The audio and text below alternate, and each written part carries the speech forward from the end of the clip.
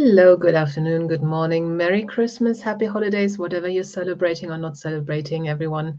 This is Suzanne Knaber-Nicole with 3 days delay of police science snippets for this week. The 24th was my Christmas, so I didn't get around to doing anything, I'm afraid. But hopefully you'll have managed to hold on by your last breath and enjoy your whatever festivities you're doing, and then wait for the snippets to come in a bit later. So I hope you had a wonderful time, and if you're still off work, enjoy that as well. If you are working, thank you, and hopefully you're safe and well.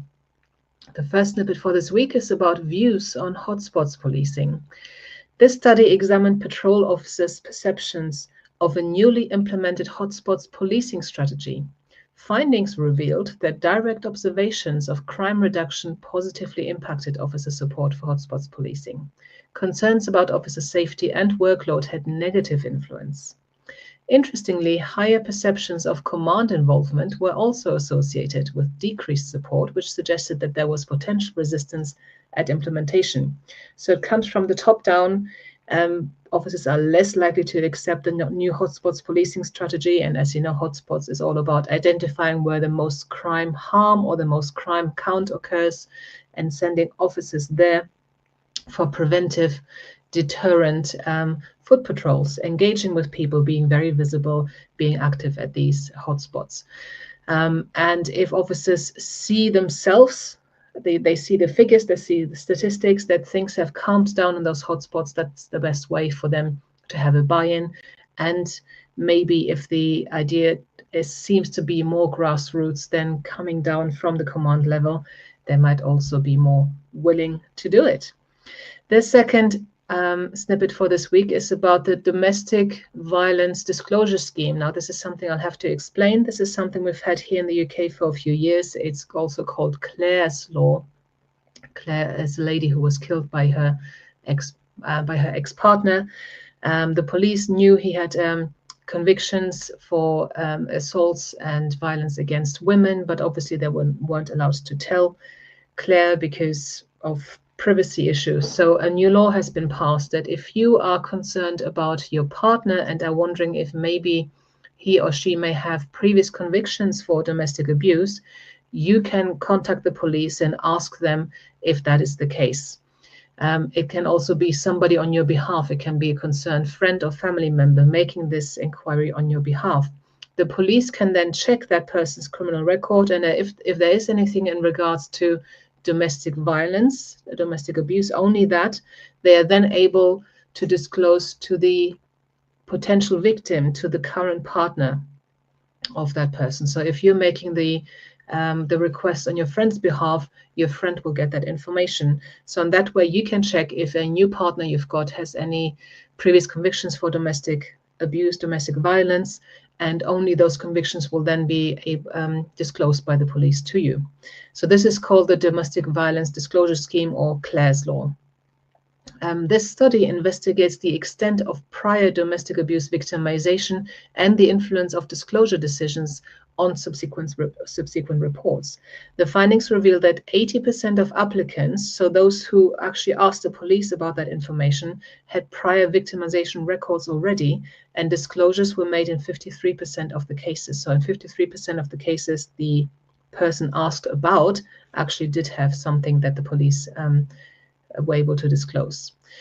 The probability of subsequent abuse reports increased significantly for those with prior victimization when disclosures were made, highlighting the need for robust support mechanisms post-disclosure. So if you already had been victimized by a previous partner for violence, domestic abuse, you were more likely to be domestically abused again by this person you were asking about. So the police should maybe look at putting something in place, and not only, and I don't know if that is already taken the place or not, but obviously if something more needs to be done, that yes, actually, unfortunately, your partner has got this and this and this on their record, and then give that person support. If they decide to stay with that person, then okay, here's some support we can put in place. Here are some organizations you can contact. So again, I don't know what information comes with the disclosed records, but this study suggests that something more needs to be put in place. And the last and final snippet for this week is about parental empathy and psychopathy.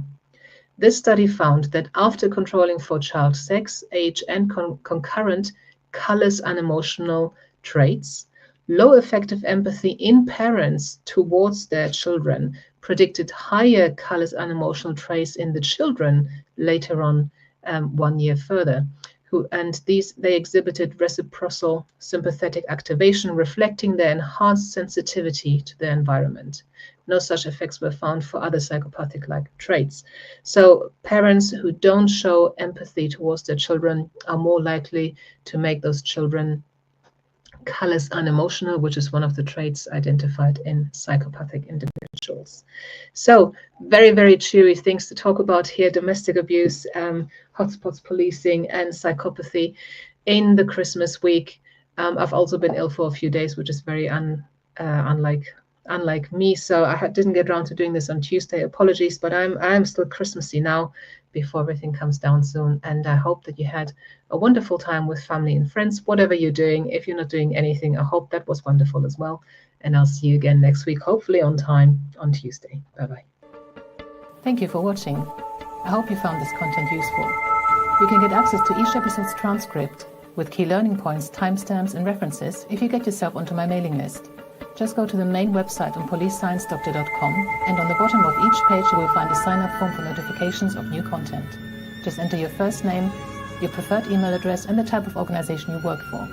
You will not get any spam.